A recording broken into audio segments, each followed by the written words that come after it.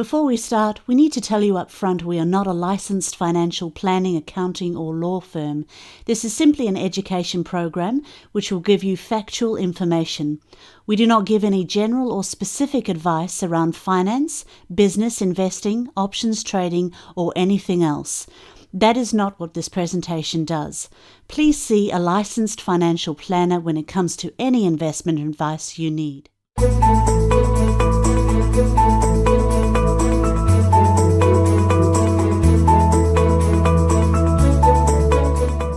We're here for the Greater Wealth, and we have got so many subjects to talk about. I don't know how we're going to do this today. I'm not sure, but I'm going to throw it to you. I'm going to play around the sound, and you're going to look after the video. Welcome to everyone who's watching online. Very much appreciate that. And if you've got any questions, don't be shy. I will finish the introductions though, because I didn't introduce Mr. Cartier over there. Oh, you didn't call me a shaved monkey today? No. I'm feeling generous. What can I say? I even shaved just for you, like trim my neck hair. Just stopping the neck, mate. Is that why you wear the gold chain, so you know where to stop? I'm not Italian. No, okay. I don't have the hands. Oh. Let's get into it. It's got the wealth. How do you follow an act like that? I mean, seriously, they're not getting serious on a serious topic. Normally the clowns come out to cover up the accent. You know, speaking of clowns, I really wanted to come in with 99 white balloons today. Oh, have you seen my Facebook? Have you? I've got on my Facebook at the moment a white balloon that's just got a string with some Chinese food on the end. I was wondering what that was about. Oh. Now I get it now. There's a funny, you know that old footage where Donald Trump's down at the golf course and tees off. Yes. Somebody did a meme where he's teeing off and the ball goes up in the air, of course, and the follower at the camera, and then the white balloon comes across, hits the white balloon and smashes it. It's just after he tweeted, or he didn't tweet, after he put on True Social, shoot down the balloon. So it's been quite a week. It has been a week. It was nice how the balloon was able to be free for how many days was it? Just floating around, just over military sites. And over Canada as well. I mean, we haven't heard the Canadian perspective on this. It just happened. Do you know what? It'll be anti-vaxxers' fault. I'm sure that's what'll happen. But let's go to finance. And finance and politics, as we know, we're absolutely in bed with each other. Yes. So what has happened? Ukraine and US. Oh! I missed that. What did you say? Finance and politics are in bed with each other, like the US and Ukraine. Yeah, subtle as a house brick. This is kind of related to finance. It will have certain economic factors. My big concern at the moment is the media is talking this up. Okay. And it's, will World War III happen, right? And the reason they're doing this is because of the tensions that are happening in, of course, the Ukraine and Russia at the moment. And also with China coming out of COVID lockdowns, there's a lot of speculation as to moves that they're making. And apparently Russia has, rumours are that Russia is trying to recruit another 500,000 or so men. I don't quote me on that number. Actually, I need to come back to you with that number. But in the hundreds of thousands of men in terms of recruitment. I'm going to stop you right there. Why are they recruiting men? There are so many other genders to choose from. There's at least 100, 120. Yeah, come on. Back away from that one. All right. Aaron, you just ignored like the other 72,000 genders. No, exactly. If you've got a colour, you're a gender You're or something. so sexist. Believe me, I've heard it over the weekend, over the last couple of days. Genderist. Yes, that's right. Imagine promoting equality. What a lunatic. Okay. Yeah. You wonder how many of those want to pick up arms and go to the front line. Look, yeah, you want those rights to be recognised as that. Okay. Anyway, that's another discussion. It is. But look, my big concern is the media is talking it up. I think whether you call them the elites, globalists, whatever you want to call them, I think they've wanted war. I think what isn't being reported, of course, is the biolabs that were discovered in Ukraine by Russia. I think it's one of the big reasons they went in. Small details. And this has been going on. There are rumours that this is all linked, of course. Trump called it out years ago in front of Zelensky and was talking about the son of Biden and the corruption that was going on in Ukraine at that time, which, it sounds like he's in the know as to what's really going on. Absolutely. That implies that. I've seen video footage of that years ago when he was still president. Sure. I think everyone's in the know. I mean, let's face it, you can just walk through a garage door and pick up any information you like, have a read of top secret information. It's just sitting there next to a Corvette. So easy to do your research. It is easy to do your research. And this is the thing that's not being talked about. Now, of course, you look at the amount of funds that the United States has given to the Ukraine. It exceeds all the other nations of the world. I think it's like double of what the rest of the world has given. And some commentators who I'm listening to talking about this is that the concern they have is it started out, well, we won't be giving them any weapons, we won't be giving them tanks or anything like that. Well, they've given them tanks. They've compromised in all the things they said, what the boundaries that they set that they wouldn't do. And now they're talking F-18s and all this sort of stuff going in.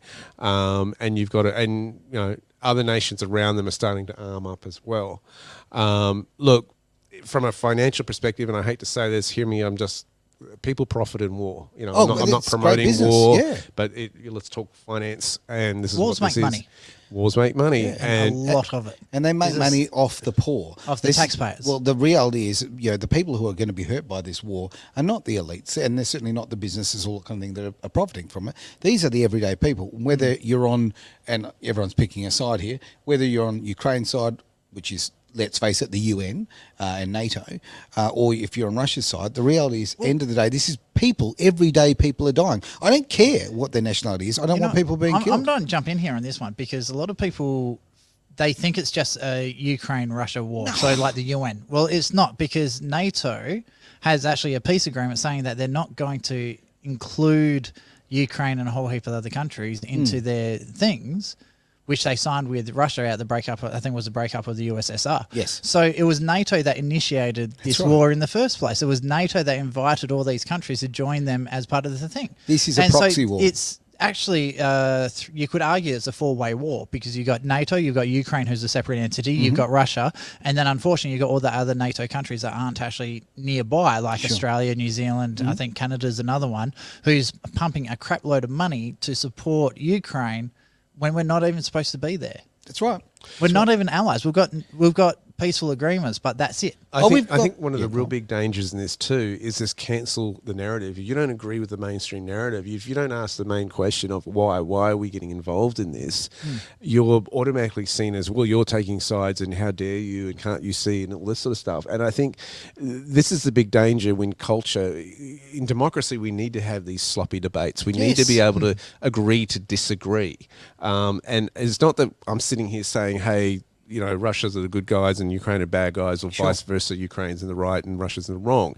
It's encouraging. Hey, can we just stop for a minute and have an intellectual debate as to what is going on and why on earth is public money from the taxpayers of our nation going towards this and picking a particular side by doing so, and involved in these international organisations. Especially when the people who started this, I'm not talking Russia, because it was started by NATO. NATO should never have invited Ukraine to join their group of powers. It's supposed to be a buffer zone. Because it was against the agreement that NATO put down with Russia all those years ago. So this war was not started by Russia, which all the media is stating. This war was actually started by NATO. Now, further to that, I don't know if you gentlemen have seen the video over the last couple of days, but a video has popped up where you've got Zelensky actually welcoming in investment into the country, and literally mentioning BlackRock, etc., JC Penney, spot on, all of these. JP Morgan, what's it, not JP Morgan? Yeah, JP Morgan's on. I've got the wrong company altogether there.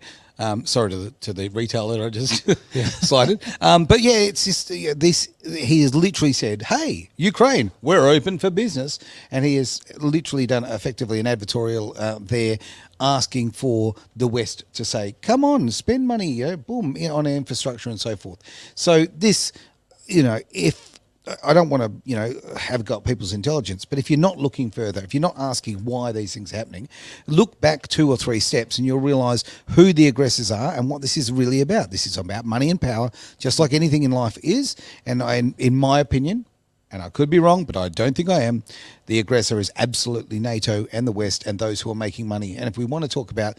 And Ukraine's just a pawn in all of this. Of course it is. Absolutely a pawn. And to use all those millions of people as pawns just shows how disgusting... These people are truly evil. They're not human beings. It's interesting in terms of... I was mixing with some different circles a few weeks back, and I was having this discussion with someone, and I was going, I can't understand why Australia is giving taxpayers money into this place. And they said, look, it's because...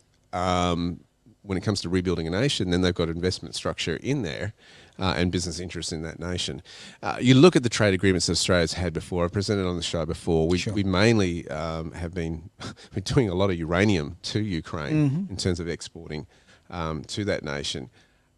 It's a mess, but my biggest concern is the media starting to talk it up like it is. The other issue is what's going on with China and Taiwan. China, of course, has come out of COVID. We've had, as we were laughing about, the balloon going over the United States. Is that just a show? Is that just politicking going on? It just that it flies off course. Is it... Can I put my conspiracy hat on here? Oh dear. Okay. So get the foil. Get the foil. Come on. Like this is no evidence of this whatsoever. This thought just appeared. This is like just speculation. all Travis's great, speculation. all great ideas just come out of nowhere. Right. So you know how China's kind of like been locked down. They've locked each other up, and we haven't really had a new variant for a while. So they tried to pretend there's like a camel variant or whatever, but nothing really has happened. What are hot air balloons full of? Well, air, obviously air, helium, or whatever. Yeah. But what happens if it's actually full of another version of the Wuhan virus? Ooh. And so now that they've detonated it over America... Well, over the Well, water. they actually waited till it went out over the water before they shot it down. Yeah. And But they which didn't want way to- would the breeze take it? I don't know. But that's what they said the Pentagon was waiting for in relation to where... Because they could have shot it over the land. And perhaps that was the thought that was in their minds at the time. You never know. Yeah. So how do we know that there's not some sort of virus or the next disease or the next outbreak? Or whatever easy. you No, know? I don't think... You know what you've just said there? Sorry. go on. No, I go don't on. know what you think there. I don't think that's conspiracy theory in the sense of... It's plausible. When it comes... It's plausible because I know in certain circles of defence, when protecting diplomats... If a protester throws a water bomb at, a water balloon at a ministerial's car, Sure. that car goes into lockdown. They have to Right. do tests on it and ensure just to ensure that was water and not something else that was more sinister. Yep. So I know that's part of their protocol in doing that. So I think you raise a relevant point. I don't think it's conspiracy theory. I think that's standard procedure in terms of And testing. my other question is, because obviously you can compress the gases, Sure. was the balloon carrying anything else with it? Or was it just a balloon? Because it's a big-ass balloon. It was. It was 3 buses big, Wow, that's size of big. 3 buses. Okay. Yeah. Okay. That could have had anything inside of it. And with that much helium, you can take 3 buses. You'd probably take a small car up to the atmosphere. Oh, sure, sure. Yeah, So- makes sense. That generally could have been a weapon. You got to ask why it was floating over the United States. You really do. So you've got that going on. What's also interesting is what's been happening as far as Russia's concerned in all of this. In 2022, they were buying record numbers of gold. Now, we've been talking a lot about how when the sanctions came on, when they first went and moved into Ukraine, that they pegged their ruble to the gold dollar, which was highly significant because, of course, all of these currencies have been depegged. In the meantime, Russia's been buying up gold and giving a lot of tax cuts on precious metals to encourage people to stock up on bullion as a safe asset. So this is really, really interesting. So what they're doing is in Reuters, they say that it's doing it to draw people away from using the US dollars as a safe haven. It's exempted people from paying income tax on profits gained from selling gold bars. Which kind of defines it as more of a currency as terms of an asset. In absolutely. In terms of the way it's treated for that, which has kind of boosted the demand for gold. Russians bought over 50 tons of gold bars in 2022, 10 times more than the year before. Wow. The most sought after were 1 kilogram bars. Those things cost in Australian dollars A lot. about $83,000 to $85,000 currently at the time of this broadcast. And they're the most popular purchase. Wow. Yeah, they're Because big. you just I'll buy a car for a gold bar. Yeah, sure. Car for a bar. Nice. It works well. To Facebook user, I don't know why the name hasn't come up. Nice shoes. Yes, it's too bloody hot. So I've taken my shoes off to help radiate the heat out of the body because I'm just so hot. Please put your shoes on then, and a cap and a I was mask. wondering what the smell was. Yeah, exactly. But yeah, it's interesting to see that Russia was prepared for what they had to go into. Absolutely. And this is interesting because also they are selling their oil in rubles as opposed to the petrodollar, which is a US dollar. Yes. I mean, what I was going to put forward is the fact that, okay, everybody's talking about the strength of different economies and that kind of thing. It's very fascinating to me that the Russian economy is based now on gold, whereas the US economy is based on printing money. Hopes and dreams. Hopes and dreams. Whatever you can print. And like, honestly, as a business model, the Russians are absolutely on top of this. Really are, certainly from what I can see. We've also covered this on a previous show as well. We did the BRICS. So we had Brazil, Russia, India, China, and I think it was South Africa.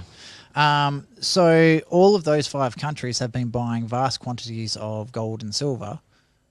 So this isn't an isolated thing. So I'm wondering, what do they know that we don't in the Western culture? Because I don't think any of those countries are actually considered Western.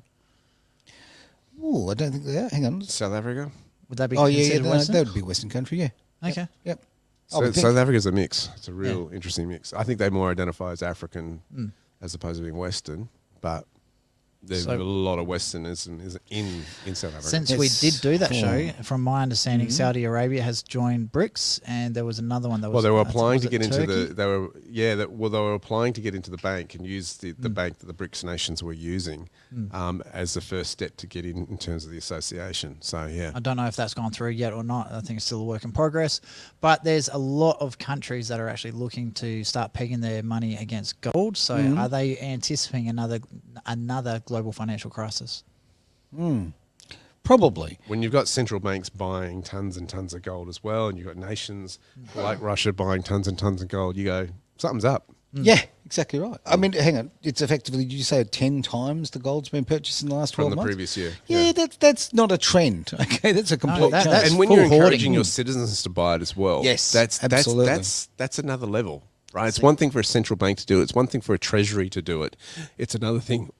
Pardon me. It's another thing when the citizens are encouraged to do it and getting tax breaks for doing so. Can you imagine a country or a government where they're turning around and go, you know what, we're anticipating shit to hit the fan. So, hey, everyone else, start protecting yourself. I could just never, ever see our government doing that. I could always see them go, no, everything's fine. And behind them, everything's on fire. And it's like, hey, I'm off to Hawaii next week, but everything's fine. I am, Look mate. at that I'm show. ready to go. So, yeah, I was talking about Scott Morrison. But I anyway, know. yeah. Now, let's talk about farmers, okay? Because we all need food, mate. Definitely need food. And there's been a big push in Europe, if you haven't been following it, with the farmers over there. The government over there has been threatening to, in the name of climate change, to kind of repossess. That's a nice way to put it. Some people have, like Eva Vladimir call it theft. Yes. 3,000 farms in that nation, and they have been fighting for their livelihoods with tractors in the streets. Yeah. And they've been, threatened. There's some footage there of officers pulling them out with guns drawn and all this sort of stuff. Absolutely so terrifying. This is a big deal when people want to steal land off other people. And she has put out a plea basically saying, look, they're getting tired and there's been such propaganda going out that is discrediting them in terms of media and saying that they're the dissenters against climate change. We have to do this, save the planet, blah, blah, blah.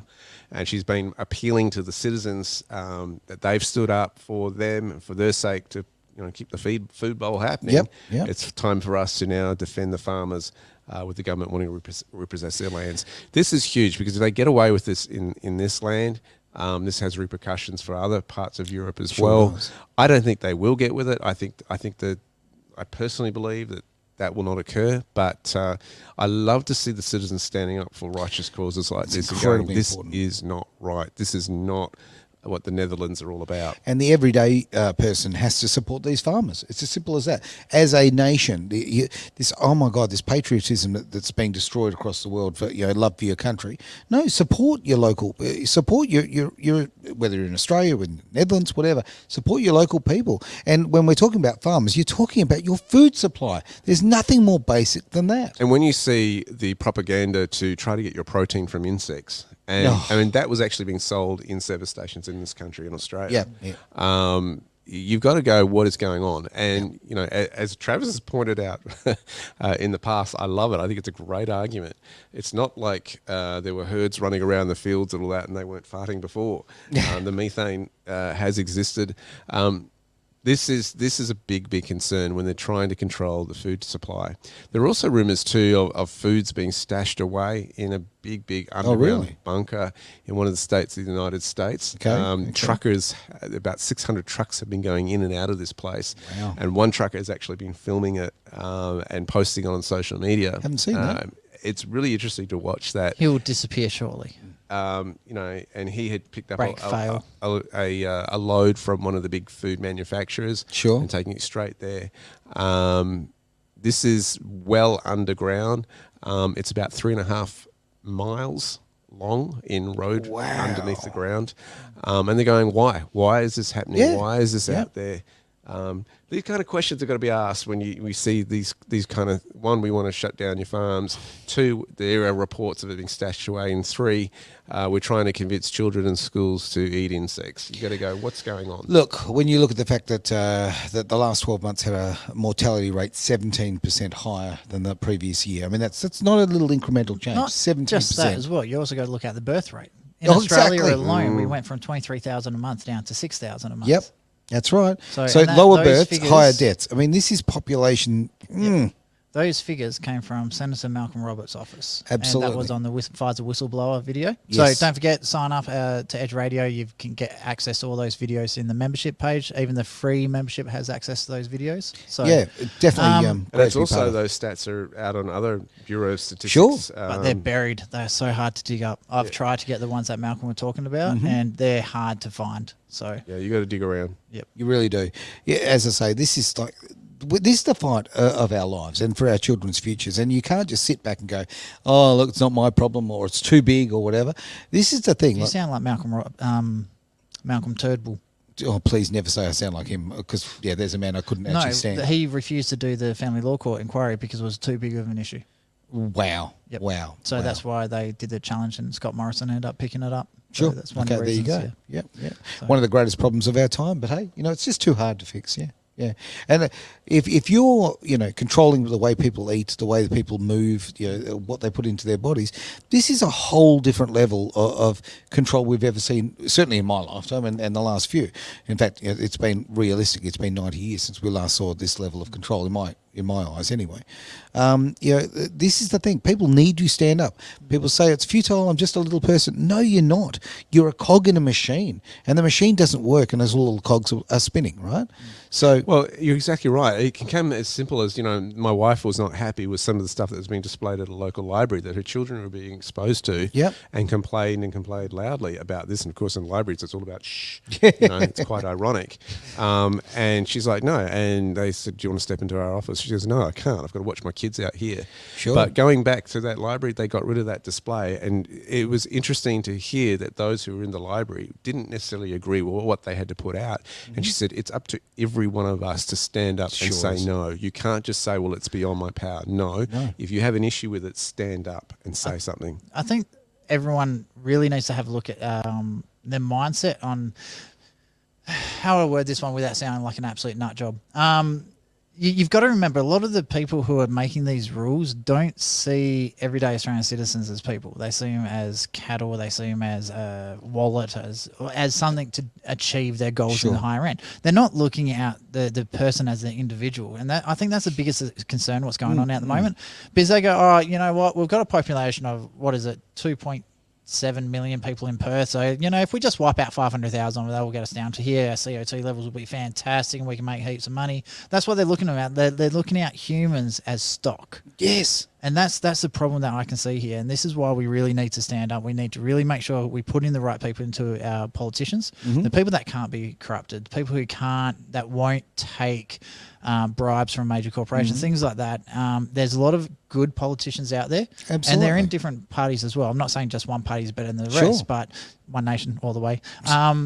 But there are other good politicians out. Jacinta Price is another one I can think of. It's amazing. Rennick, Antic. There's a few of them out there who are doing amazing things. But obviously, Pauline Malcolm just absolutely kicking goals. Mark Latham, New South Wales elections coming up. But we need to understand that they don't see us as humans. They don't see us as individuals. They just see us, like Aaron said, a cog in the machine. It's like, yeah, we'll just switch that one out, put another one in. They don't see the impact that has on people's lives and everyone around them. From an economic perspective, it's when your nation goes into debt, you are the guarantor. The taxpayers are the guarantee for that debt because of the tax that they can collect and pay. Right. So your population stats are very, very important, and so are your demographics. You're looking at who's in that working age stage of life, and what the liabilities are. Well, how many pensions do we have to pay out?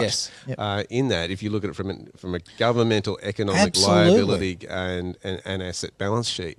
And that's danger because you then start, as you've rightly pointed out, these are mums and dads trying to bring up children, the next generations of Australians. These are single people trying to make their way on their own in many situations and in a lonely space for some of them to do that. And I'm not trying to categorise all single people as lonely, but you know what I'm trying to get at. Absolutely. You've got grandmas and grandpas who have raised that generation, and now their health is failing, and they need to be looked after. They don't need to be wiped out. They need to be supported. And some of them after. Have fought for the rights of this nation in battle. In war and are veterans. And how are we treating our veterans? Well, here's our veterans are being absolutely just so disrespected, massive disrespect, and being treated like filth. That's the two things there. If we're not honouring them the way we should be. But what I was going to say is, okay, if you're running a country and you can't run a country purely like a business.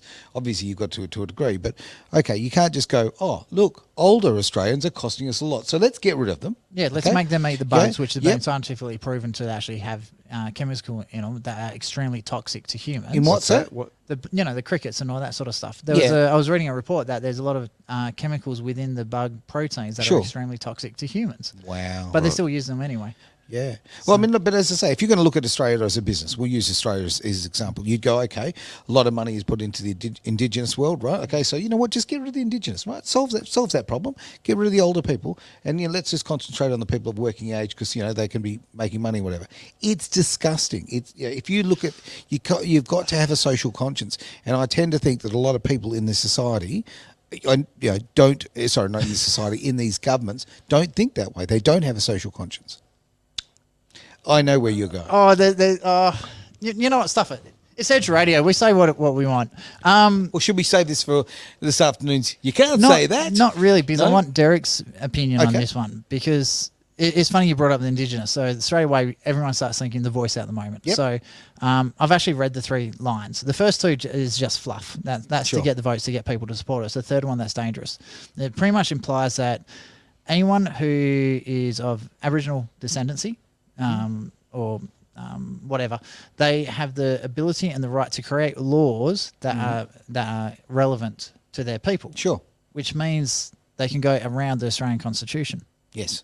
So the Australian Constitution doesn't mean anything. But hasn't that already been happening? No. No? Are you sure? Because, they can modify the Australian Constitution if they're an Aboriginal person based on what they want. They do not need a referendum to change the Constitution. I realise that, but in some parts of Australia, tribal law is in place. No, it's not relevant. Well, it is in place, though. It's happening. It's in place and it's ignored, which it shouldn't be. So the jurisdiction, the police officers and the judges in those areas that are allowing tribal law to run should be shot. Fair call. Because they're going directly. It's treason what they're doing. So they're going directly against my point is very, very simple: is you can't treat human beings like cattle. You can't treat them. And in fact, you treat cattle well anyway. But you can't treat them as numbers. You actually have to have a social conscience about this. You can't really just go. Funny you say that because the Mineralogy Act Amendment Bill 2020, iron ore Processing Mineralogy Amendment Act 2020 literally stripped an Australian citizens of their rights in Australia, in WA. Yes, it did. Yes, it did. But yet it was still allowed. The Governor-General still signed it off. And I hate to say this, all members of Parliament didn't challenge it when it passed the lower house. Thank you, McGowan. Disgusting. Yeah. So it is happening already. So We should get back on track. So, Derek, on a financial side of things, if it gets to a point where our Australian Constitution is totally sidestepped because the voice gets through, how detrimental would that be to the trusts of Australia on a global scale, especially on the economy side of things? You'll think twice where you're investing if you're a foreign investor in relation to the risk. Investing is all about risk management. Investing is simply this. People glorify it, but it's the opportunity to make money or it's the opportunity to lose money. It's that simple. It's that simple, right? So you look at it and you go, okay, what's the risk in doing this? Sure. If you invest, and this is where it gets complicated, I think, particularly in the mining sector, when you're dealing with some indigenous lands in those areas as well, well, which law is actually applying here? Are you applying the voice law? And I haven't read the document. It's a shocker. Or I have not read it. I don't think I don't think people have really thought through the implications of what this can do for our nation. I don't think the people who are making these decisions have the intellect, quite frankly, to understand it. I really genuinely don't think they're bright enough. I really don't. I think there's about 3 different legal models in the world. And I'd have to dig a bit deeper to get. I didn't know we were going to go down this path today. But my concern is your first time here. Yeah. I think right off the bat, Sharia law. Okay. Yeah. Right? Okay. Yeah. And how that has huge problems from a Western perspective. In terms of the values of those nations. Sure. We've been talking, one of the strong values of Edge Radio Australia, if you haven't picked it up, is freedom. Yeah.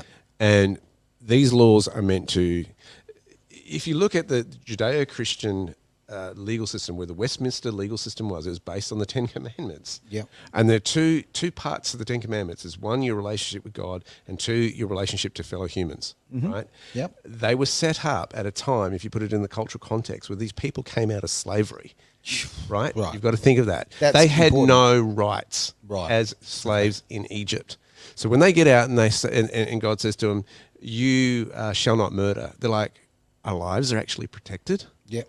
Yep. And recognizes humanity. He Sure. says, you shall not steal. Our property is protected. Yeah. Right? This is radical. This is, you shall work 6 days and on the 7th rest. That's not to restrict them. That's like we actually get a day off. Yeah. Right? Yeah. So you look at that, how far we have strayed as a society from those values, and go, for me, that's the ultimate law that we have to do that. Now, some of those have cultural implications when we look at that. But the more laws that are in place, the more complicated it becomes and the further we stray from those fundamentals. Completely agree. And I look, whatever cultural background you come from, I've got respect for them all. I just would like, I think ultimately it's got to be about respecting each other, respecting each other's cultures, and that level of assimilating to make it work, right?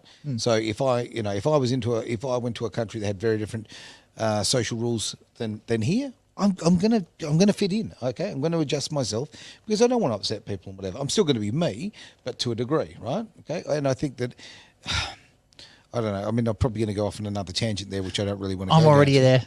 You're already there. Then I'll just hand pass straight to you, my friend. The simple fact is, like, let's use Sharia law as an example. Okay, Let's say you go to Saudi Arabia. You're in Saudi Arabia. You have to follow their laws. Sure, exactly. So why, when someone from Saudi Arabia comes to Australia, why are they allowed to ignore our laws? It makes no sense. So it makes no sense. And I absolutely support the comment that if you're not going to live by our laws, I'll give you a ride to the airport. I think, and this is going to be Yes. controversial, I want to say, but I think one of the things that's driving our consciousness, social consciousness as a nation in Australia is a victim mentality. Oh, the Right. professional victim. And whether that is related to economic circumstances, whether it's related to race, whether it's related to whatever, there has crept in this victim mentality. Yes. It is unhealthy. Absolutely. Because if you start viewing yourself as a victim, you start defining the rest of your life as a victim, and life passes you by, opportunities pass you Yeah. by. And I'm concerned that a lot of the stuff that we are dealing with, and look, I'm not downplaying what happened to the Indigenous people of Australia at all, you can't, right? exactly. Their nation was stolen from them, let's face it, okay? But we need to help this group stop being victims, Yep. right? And Yep. be All right. flourishing citizens in our society. Number one way to fix that. Easiest way to do it. And the government's not doing it. We need to get the kids into school. whether you agree with what's being taught in the school or not, they need to learn how to read. They need to learn how to write. I've got investment properties in Geraldton, which we used to run as emergency accommodation. And I've actually spoken to a lot of these people and I've asked them, how come, like, it's 10 o'clock during the day in the morning, how come your kids are still at home? Why aren't they at school? And the parents have told us that they're too embarrassed to take their kids to school because they can't read or write themselves. Yep. So it's the Indigenous people are extremely prideful. They're very proud of their culture. Sure. They're very strong community, like within the family. Like you do not mess with the family because That's you mess right. with one, the whole lot comes in. That's right. Whether it's their fight or not, they'll just pile in on top. So they need to address the fact that they need to not just get the kids into school, but they need to get the parents involved in the schooling and teach the parents at the same time. This can't be done in 5 minutes. That's No, the problem. it can't be. But the government's not addressing that. They go, oh no, correct. let's look at domestic violence instead. It's like, yes, domestic violence is bad, but that's not going to happen unless you teach the kids properly. Well, you have to ask, why is domestic violence happening? Because they're frustrated. You have to come down to the source of it. Yeah, they're That's right, frustrated. That's right. Again, And throwing more money at it is not fixing it. No, and we've proven that over the last 75 years or something. mate, let's talk about Aussies and the economy, what's going on here. Okay. A lot of big news, let's face it, about interest rates and that sort of stuff. Yeah, let's unpack it. Yeah, news.com.au put out an interesting article.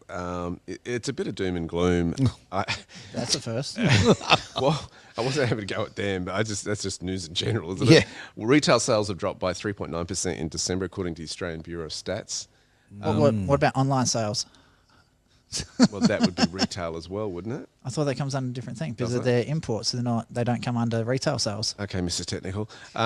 Deutsche Bank chief economist Phil O'Donnell has warned Australians will be hit with another 4 interest rate hikes up until August to reach 4.1%. Wow, I'm turning 40 then as well. HSBC chief economist for Australia, New Zealand and global commodities, Paul Bloxham, is concerned that Australia is teetering towards recession, flagging a hard landing might be needed to tackle eye-watering inflation.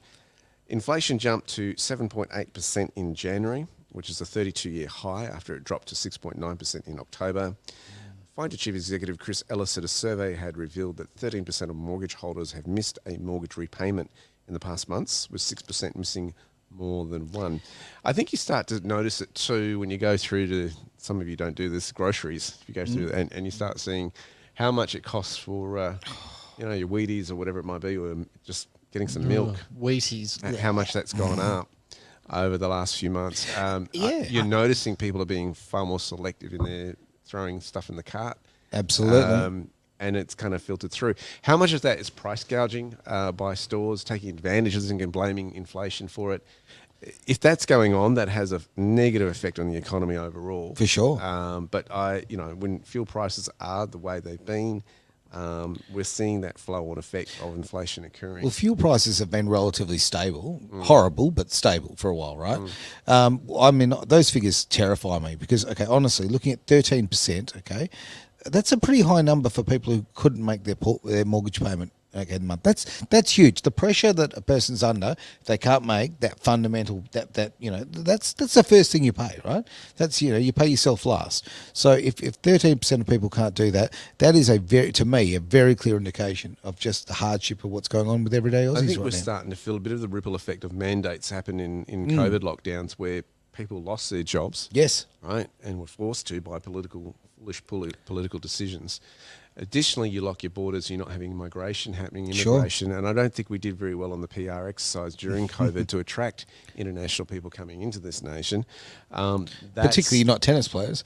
Yeah. And you're having a situation where, you've got work available. Businesses saying, we want to employ people, we've got people, we don't have enough workers and that sort of thing. And then you've got the other end of it where people are saying, it's just cheaper to stay at home because I get more handouts from there, and if I actually go to work, I lose my income. And, Crazy. And so it's a really weird mix of,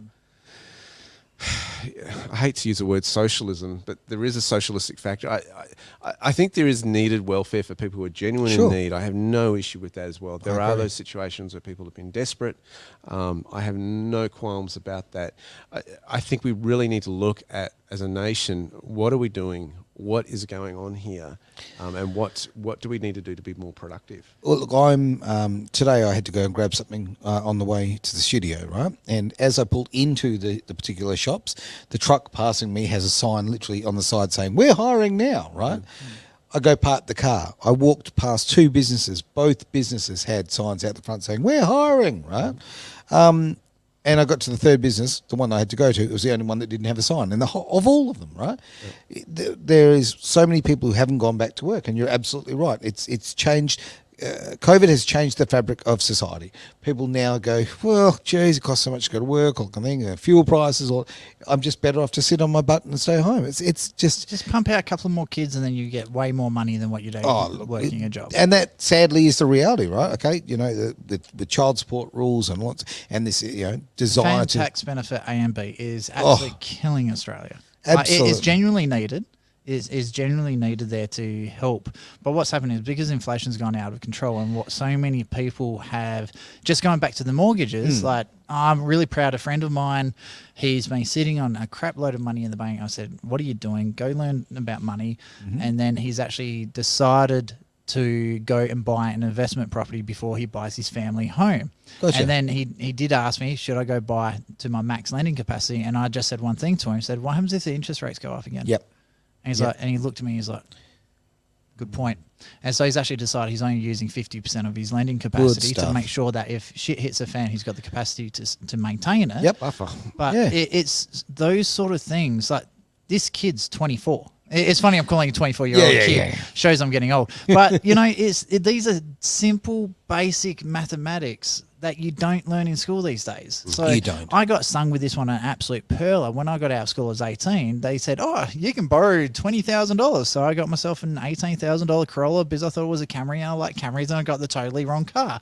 That car, I lost my job, ended up costing me nearly $45,000 in late payments, repossession costs, and all that sort of stuff. Yep. They went the whole hog. They even put the car on a thing because I missed all my payments. I eventually paid it off. Good credit history, but I've been through that shit. It is scary as a 21-year-old kid. Yeah, you because don't understand. You don't know what to do. Exactly right. You haven't got the knowledge of life, right?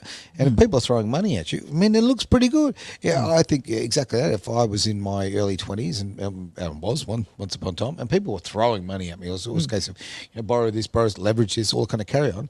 And especially because you got no debts at that stage. Yeah. And I mean, I'm a car guy, so I basically was offered money to buy beautiful, beautiful cars. Now, if things had gone wrong in my life, or COVID had hit, or whatever, the financial damage it would have done to me, it would have been for my life. It would have been so long to catch that up. Instead, I made a really good investment in life, and I got married, which is always a fantastic investment. Note the sarcasm. Oh, total sarcasm. There you go. So, look, I think that when people are young, it's very hard for people to, if you're a young person, to listen to older people. It really is.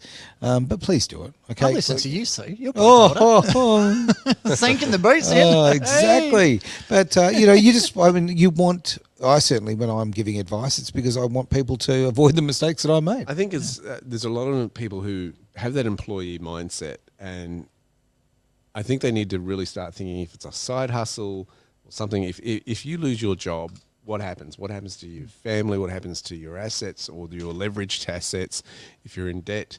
I think you need to start thinking about that because, I have seen any downturn in an economy go on and they just walk into an office space and go, this department is shut down. You guys are no longer needed. Thank you very much for your service up to date.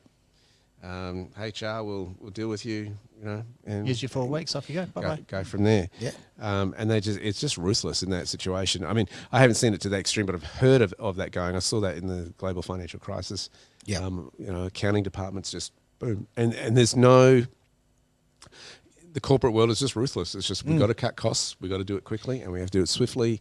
And you have to, they bring in the, almost call them the executioners and just go boom. For boom, sure. boom.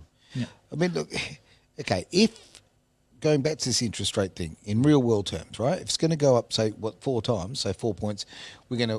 minimum 1%. Exactly. We're going to assume it's 1%, right? I'm going to say 1.25%. I reckon they'll probably do it that way. If that's the case, I mean, that is adding hundreds of dollars to people's monthly payments. It's about another $380, I think, to a mortgage of $500,000 or so. Okay. And that's the scary thing. The average house prices in Perth is about $520,000 as of like 2019. I haven't seen it lately. So it's house prices are a strange one because just because the house prices are going up doesn't mean the mortgages are going up. But I think a lot of people are still, they're over leveraging themselves. No doubt. Even to this day, like they should have found out how hard it is to get shit done already. It's just going to get worse and worse and worse, especially if we keep pumping out all these handouts. If the voice into Parliament goes through, like it's a really, really concerning thing. There's so much political instability in Australia at the moment, and crazy. international as well. Look at America and China could go to war. China and Taiwan could go to war. Ukraine, Russia is still at war, and that's just the ones we know about. What about all the other African countries as well? So if there's an interruption in the cobalt mining because, let's say, Uganda, no, what is it? Congo's and another country over there decide to go to war over some territory. How do we know that's not going to interfere with the lithium production and all that sort of stuff? All the EV vehicles that don't go down. Now, all this doom and gloom, I think it's important to say, let's look at this as, the opportunities here, right? You took the words out of my mouth. Oh, there you go. Good for you. Been hanging around with you far too long, obviously. It's probably a good thing, though. Yeah, in a very positive way. But like you said before about side hustles, we all joke about a side hustle now, or that passive income. People need to be looking at it. Okay, let me give you. I had a call Saturday, I think it was, from a guy who I used to run these workshops where we just talk about trading in the community. Wouldn't charge people. People come along, watch, and we'd show a few strategies on the whiteboard and all that sort of stuff. I met this guy through those channels, and he was a trader, and we just kind of struck up this friendship and all this sort of stuff. Yep. When COVID happened, he refused to get the vaccine mandate, all that sort of stuff. He's one of the most disciplined young guys I've ever met. Right. He will exercise. He will study 5-6 hours on trading to improve his skills. And he's been doing this for years, right? So who is? One of the most focused guys I've ever come across. Anyway, he was saying to me, because at the time he was having to make a decision about between his health or whether he went full-time trading. Sure. He was getting results as a trader and that sort of stuff, so he just needed some encouragement. Do I take the plunge and go full-time or not? Yep. And he was telling me, man, it was the best thing I ever did.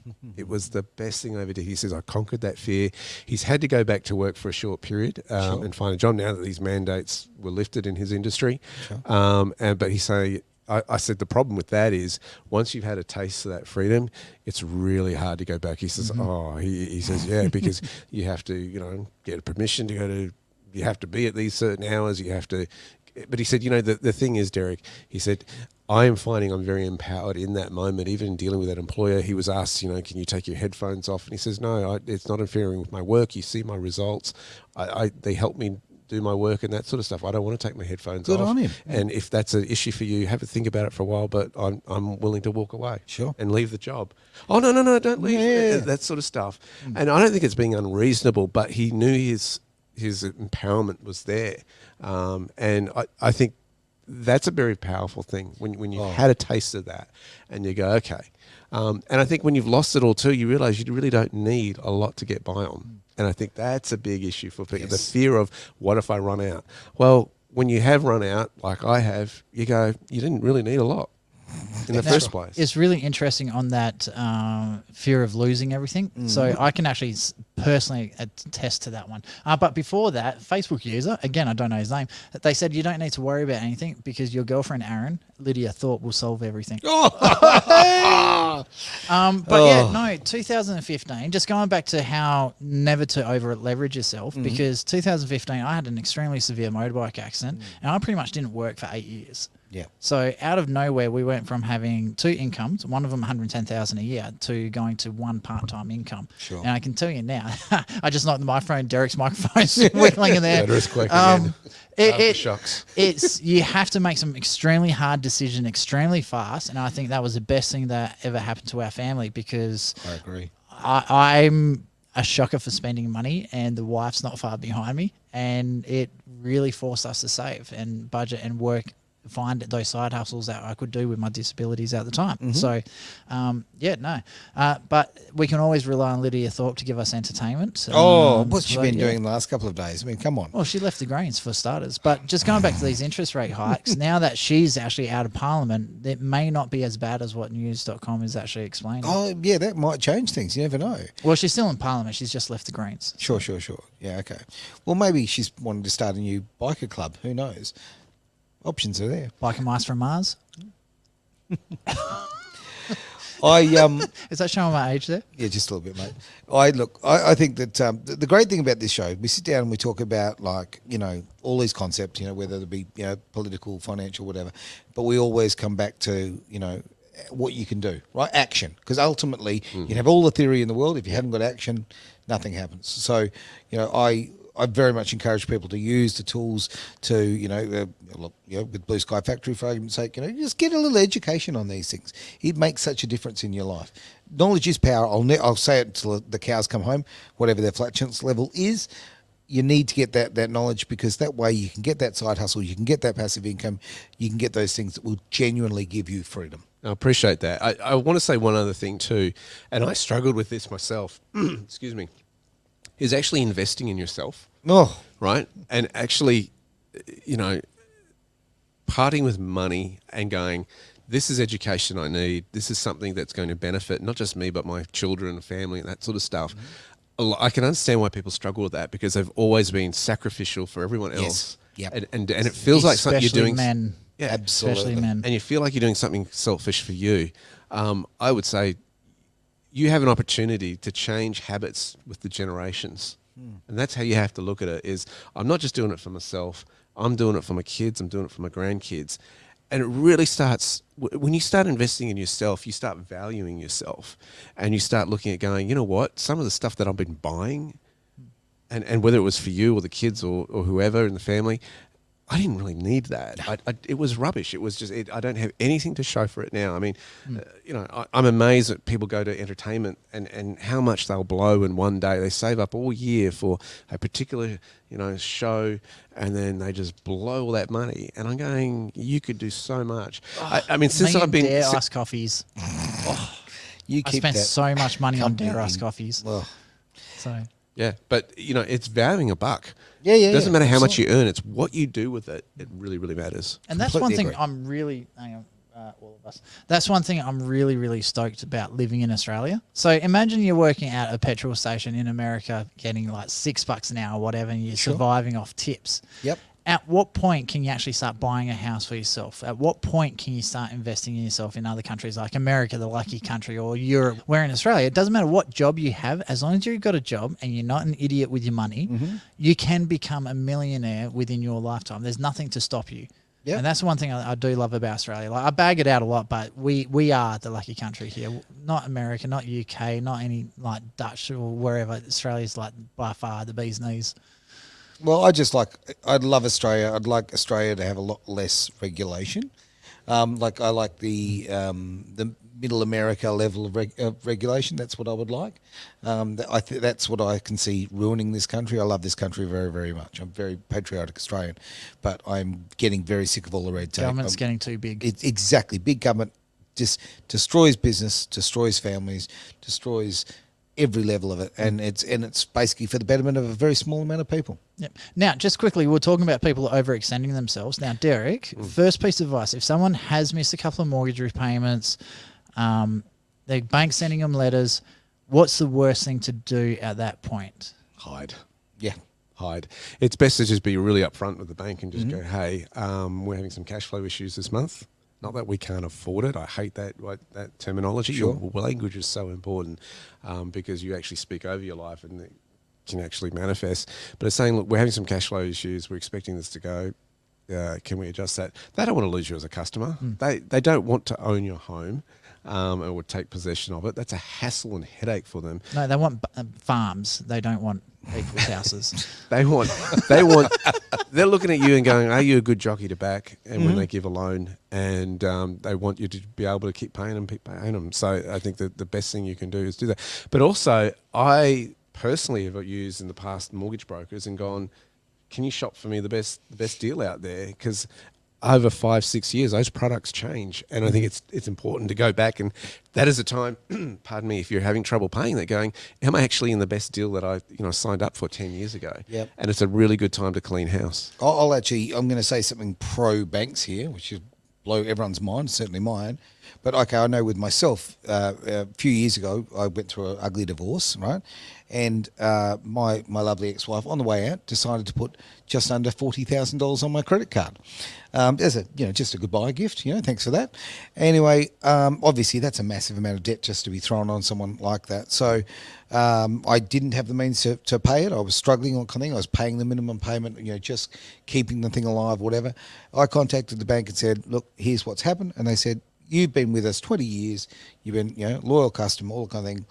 No worries. Let's work this out. And they worked things out for me, and I was able to start paying that debt down in a really responsible way that wasn't killing me. It was bloody hard, make no mistake. It was, $40,000. I needed an extra $40,000 I had to find basically in a year odd, right? And then that can be very tough.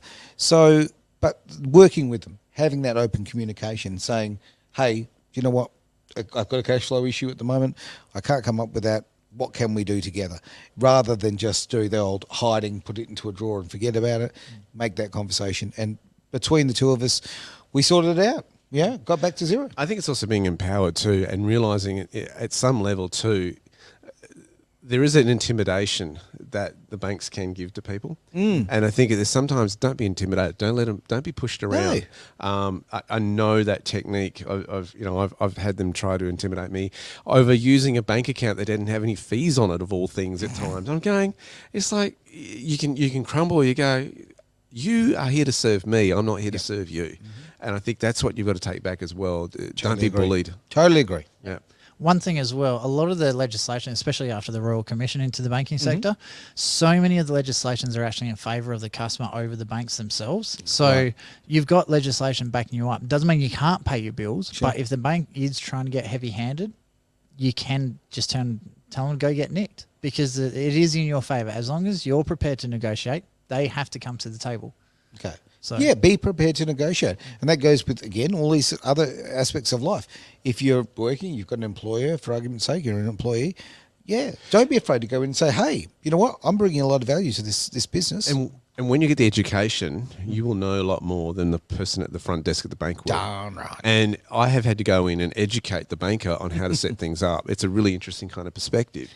And when I work with my students, I say to a lot of them, you will know more about investing in finance than the local banker will. And that's really empowering when you start then going into those negotiations.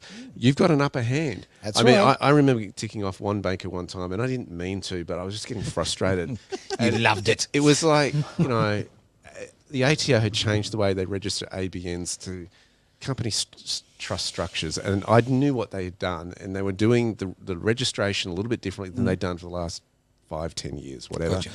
And I was up to speed on this, and I should have worded it a different way, but I said, unfortunately, the bank hasn't given you the education in your training to do that. That rubbed her the wrong way. And I was just being honest. I was just, I was just, this is how it's done now. The ATO do it this way. Can you do it this way? Boy, you should have seen her. Some people just can't handle the truth. They crack the shit, especially people like being the smartest person in the room. Yeah. But the secret is, and I've learned this over knowing you, and Warren is another one, always be the dumbest person in the room, because you can learn the most. That is, look, not a charming way of putting it, but it's kind of a great idea. Exactly. Why surround yourself with people who are going to bring you down? Surround yourself with people who are going to lift you up. I was going to say that earlier, because Derek was saying we have to train our younger generation. It's really funny, because I always remember growing up, Mum always said, get a job, get a mortgage, pay off your mortgage, and then buy another house. And I'm thinking that's such a waste of time. And I haven't followed her at all. We now own 3 houses, and I'm not even 40 yet. So it was funny. We were playing Monopoly with the girls, and I had 2 properties, and I had the purple one. So I wanted her Pall Mall, and she wanted my Islington. Okay. So she had the light blues, I had the purples. Sure. And she's sitting there, she's thinking. She goes, you know what, Dad? You keep Pall Mall, and I'll keep the Arlington, but we'll do a deal where we can build houses together, but you only pay half rent when you land on my houses. And I was like, because I didn't realize this, I'd been editing videos that were doing rich Rich Dad, Poor Dad by Robert Kiyosaki and Think and Grow Rich by Napoleon Hill. Right. And so she was learning and listening. So Celeste has this habit of listening to conversations. Like she's a massive eavesdropper. So she was listening to all these videos I was editing, and then she's come up with all these corporate strategies. Like she knew what they were. So I need to go to your 8-year-old daughter for investment advice, clearly. Well, she'll tell you to buy silver. Yeah, there you go. So her Christmas present, she got a heap of money. So what do we get her? She's like, what do you want? And I was expecting, Barbie dolls or a new bike and stuff like that. She goes, I want some silver coins. Oh, wow. And that's Got to be proud. Got to be proud. And Absolutely. Estelle just is a copycat, so she's like, yeah, I want silver too. Wow. So, yeah, we got some silver. Gentlemen, we're going to finish the show, seeing we've gone only slightly, about 20 minutes over. It happens. Oh, look, We've been having fun. Exactly. Yeah. Who needs to stop at the GST? Just keep going, right?